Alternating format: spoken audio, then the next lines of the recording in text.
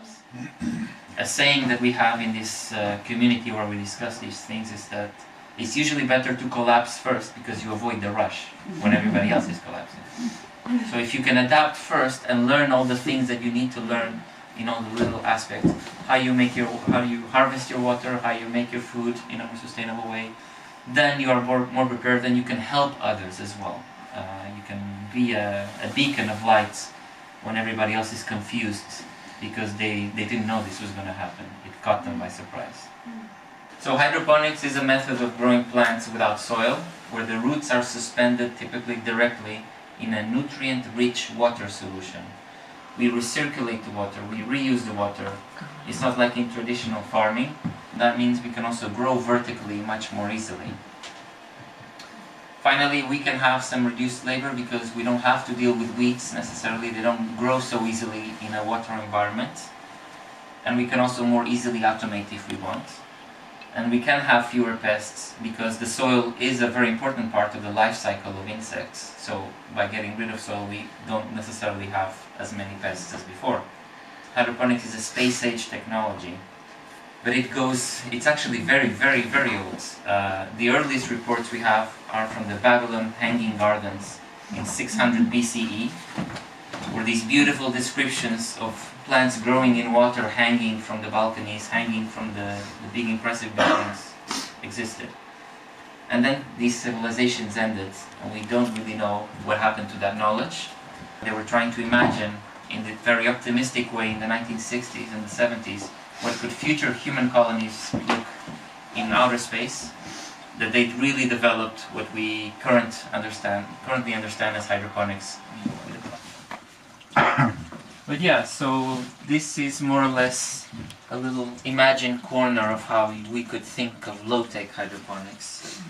There are still some pieces of high-tech here. High-tech in the context of the future, where things have deteriorated a lot, because for now it's low-tech in comparison to the big supply lines that exist. You can imagine a shelf. You can imagine a shelf where you have old yogurt buckets that you have collected. And once you have finished that, you can just cut a hole in your buckets, and that way you can put a plant that grows there. And then you could add your hydroponic fertilizer.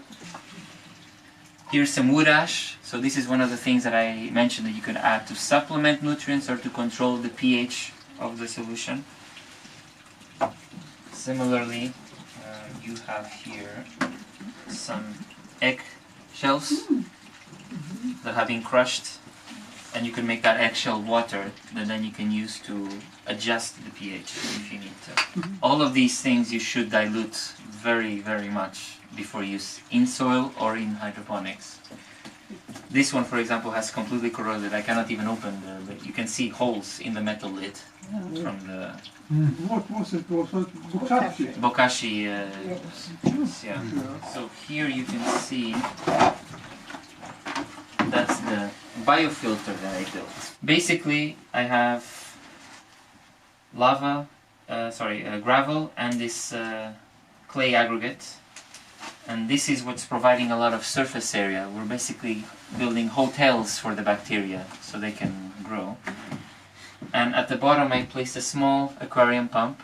So again, high-tech in the context, maybe 50 years from now it will be hard for something you can do, but right now it's something that's very simple.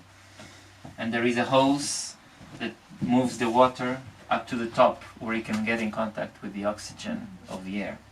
And just having that water move around, and then you add your different recipe ingredients, your aged urine, your bokashi leachate, your wood ash, then you can create that organic liquid fertilizer that then you can apply in a passive setting for your plants.